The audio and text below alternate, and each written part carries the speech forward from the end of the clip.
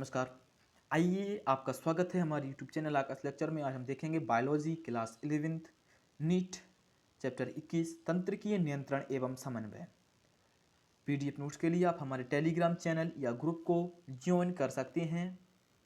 अगर अभी तक आपने हमारे चैनल को सब्सक्राइब नहीं किया है तो चैनल को सब्सक्राइब कीजिए, अधिक से अधिक लोगों तक इस वीडियो को शेयर कीजिए और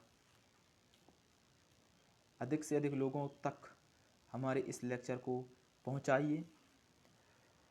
तो आज का हम जो लेक्चर है हमारा वो क्लास 11th के लिए है। इसमें हमने तंत्रिकीय समन्वय एवं नियंत्रण के कुछ टॉपिक्स, उसका जो ओरल होता है, उसका जो शुरुआती होता है, उनका हमने इसमें पूर्ण करने का कोशिश किया है। तो आइए शुरुआत करते हैं हम आज के इस वंडरफुल लेक्चर्स की। चलिए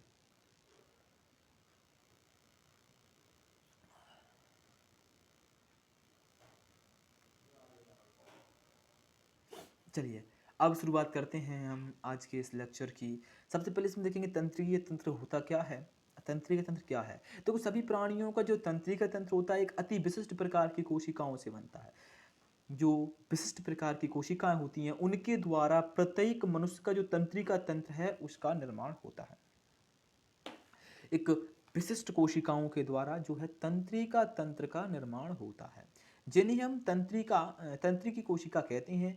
यह जो है वो विभिन्न जो उद्दीपनों की पहचान कर उद्दीपनों का पहचान कर ग्रहण करती हैं तथा इनका संचरण करती हैं।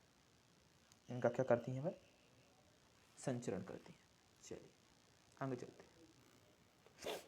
निम्न आकशेरुकीय प्राणियों में जो तंत्रिकीय संगठन बहुत ही सरल प्रकार का होता है। उदाहरण हाइड्रा में यह तंत्रिकीय जाल के रूप में होता है। कीटों का तंत्रिका तंत्र अधिक व्यवस्थित होता है। ये जो है मस्तिष्क के अनु जो गुच्छिकाओं एवं तंत्रिकीय ऊतकों का बना होता है और कशेरुकीय प्राणियों में अधिक विकसित तंत्रिका तंत्र पाया जाता है। कशेरुक जिनमें कशेरुकाएं पाई जाती हैं भाई, कशेरुकी होती हैं, स्तनधारी की होती हैं, कशेरुक होती हैं। इन सभी प्राणियों में जो तंत्रिका तंत्र होता है वो पूर्णतः विकसित तंत्रिका तंत्र पाया जाता है। इसको आप समझ के रखिए। पूर्णतः विकसित तंत्रिका तंत्र इसमें पाया जाता है। पूर्णतः विकसित तंत्रिका तंत्र। चलिए अब हम देखेंगे मानव का तंत्रिकीय तंत्र। यहां से हम इसका सही से शुरुआत कर रहे हैं इस टॉपिक की। चलिए आज का ये टॉपिक है हमारा। चलिए सबसे पहले देखिए मानव का तंत्रिकीय तंत्र। तो ये मानव का तंत्रिका तंत्र क्या है? वर्ड से ही याद रखिए, ये मानव का तंत्रिका तंत्र है। चलिए ठीक है। तो मानव का तंत्रिका तंत्र दो भागों में विभाजित होता है। अब जो मानव का तंत्रिका तंत्र है वह दो भागों में विभाजित होता है। वह दो भाग कौन से हैं? केंद्रीय तंत्रिका तंत्र और परिधीय तंत्रिका तंत्र। केंद्रीय यानी क्या? केंद्र यानी सेंट्रल वाला, सेंट्रल। और जो परिधीय होता है वो होता है पार्श्वीय। मतलब जो केंद्र, मतलब जो कोर में होता है, कोर वाला, अपने बॉडी के कोर वाला जो तंत्रिका तंत्र होता है वो। ठीक है। तो मस्तिष्क तथा मेरुरज्जु सम्मिलित हैं इसमें। केंद्रीय तंत्रिका तंत्र में जो मेरुरज्जु, जिसे हम रीढ़ की हड्डी बोलते हैं, रीढ़ बोलते हैं, रीढ़ हमारी शरीर की नींव जो होती है वही होती है मेरुरज्जु। और मस्तिष्क, मस्तिष्क माइंड, ये दोनों ही केंद्रीय तंत्रिका तंत्र होते हैं। केंद्रीय सेंट्रल होती हैं, सेंट्रल होती है तंत्रिका तंत्र। मैरी सिस्टम्स, सेंट्रीय मैरी सिस्टम्स होती है बोलते हैं। ठीक है, सम्मिलित होते हैं। जहां पर जो सूचनाओं का संसाधन एवं नियंत्रण होता है, यहीं पर सूचनाएं का जो भंडारण होता है, यहीं पर सूचनाएं एकत्रित होती हैं। कहां पर? मस्तिष्क में होंगी या मेरुरज्जु में होंगी। यहीं से इनका आवागमन होता है का सूचनाओं का। ये केंद्रीय तंत्रिका तंत्र होता है। ये केंद्रीय तंत्रिका तंत्र होती हैं दोनों। ठीक है। अब मस्तिष्क का जो एक एवं परिधीय तंत्रिका तंत्र सभी तंत्रिकाओं से मिलकर बना होता है। जो केंद्रीय तंत्रिका तंत्र या मस्तिष्क व मेरुरज्जु से जुड़ी होती हैं। परिधीय तंत्रिका तंत्र दो प्रकार की होती हैं। अब जो परिधीय तंत्रिका तंत्र है वह दो प्रकार की होती हैं। संवेदी यानी अभिवाही या चालक या प्रेरक होता है। दूसरा कौन सा होता है? चालक या प्रेरक। इसे अपवाही बोलते हैं। एक अभिवाही होता है, एक अपवाही होता है।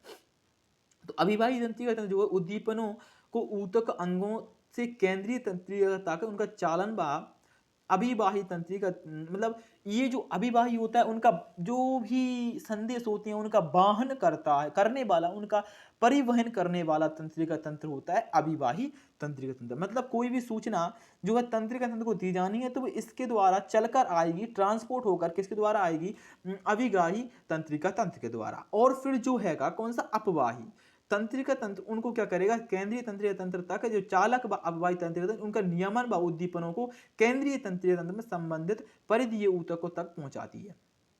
ठीक है। अब परिधीय तंत्रिका तंत्र दो भागों में विभाजित होता है। जो परिधीय होता है वह दो भागों में विभाजित होता है। कौन सा, परिधीय तंत्रिका तंत्र, मतलब पार्श्व वाला जो होता है वो दो भागों में होता है, परिधीय वाला। ठीक है। अभी कौन कौन से होती हैं, कायिक तंत्रिका तंत्र और स्वायत्त तंत्रिका तंत्र। अब कायिक तंत्रिका तंत्र जो है वो उद्दीपनों को केंद्रीय तंत्रिका तंत्र से शरीर के अनैच्छिक अंगों व चिकनी पेशियों तक पहुंचाता है। ठीक है। ये स्वायत्त तंत्रिका तंत्र दो प्रकार। अब स्वायत्त जो है वो दो प्रकार के होते हैं, अनुकंपी और परानुकंपी।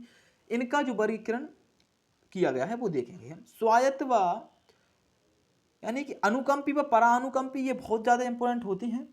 अनुकंपी और परानुकंपी तंत्रिका तंत्र, इनका वर्णन देखेंगे। चलो ठीक है।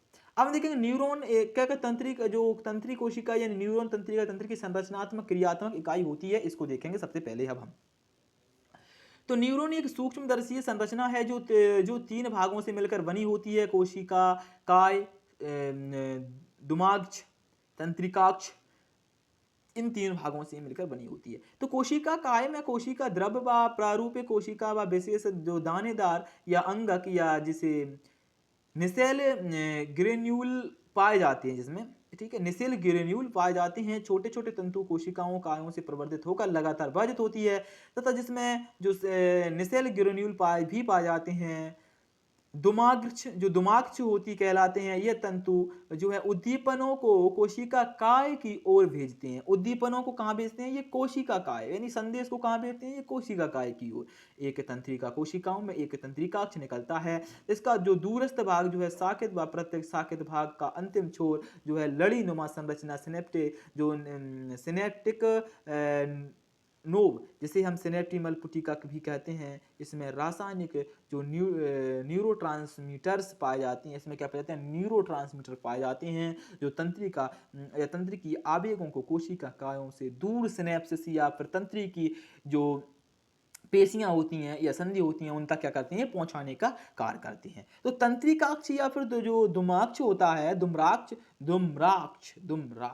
जो होता है कि जो संख्याओं के आधार पर न्यूरॉनों में तीन समूहों में बांटा गया है। बहुध्रुवीय हो गया पहला, मतलब एक तंत्रिकाक्ष व दो या दो से अधिक धूम्राक्ष युक्त जो प्रामस्तिष्क बलकुट में पाए जाती हैं। द्विध्रुमाक्ष हो गया, एक तंत्रिकाक्ष एवं एक धूम्राक्ष जो वृद्धि पटल में पाए जाती है। इनको याद रखते चलिए जो कोष्टक में लिखे हैं। तंत्रिकाक्ष जो दो हैं होते हैं, ठीक है, कौन से होते हैं, आच्छादी और अनाच्छादीहीन। तो जो आच्छादी तंत्रिका तंत्र जो श्वान कोशिकाएं होती हैं से ढके रहती हैं, तो तंत्रिका तंत्र में ही पाई जाती हैं श्वान कोशिकाएं, इसको याद रखे चलिए आप। ठीक है। जो तंत्रिकाक्ष के चारों ओर जो हैगा माइलिन आवरण बनाती है। माइलिन आवरण का जो बीच में आंतरल पाए जाती हैं, जिन्हें रेनेवियल के जो रेनवियर के नोड कहते हैं, जो आच्छादी तंत्रिका तंतु जो मेरु व कपाल तंत्रिकाओं में पाए जाते हैं। आच्छादहीन तंत्रिका तंतु भी श्वान कोशिकाओं से घिरे रहते हैं, लेकिन वे एक्सोन के चारों ओर माइलिन आवरण नहीं बनाते हैं। सामान्यतः स्वय तथा कायिक तंत्रिका तंत्र में ये मिलते हैं। तो ये हो गया खत्म, थोड़ा सा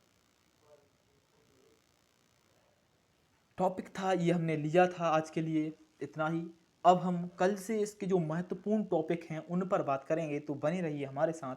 तब तक के लिए थैंक यू, धन्यवाद। चैनल को सब्सक्राइब नहीं किया है तो चैनल को सब्सक्राइब कर लीजिए, बेल आइकन को प्रेस कर दीजिए। थैंक यू, धन्यवाद।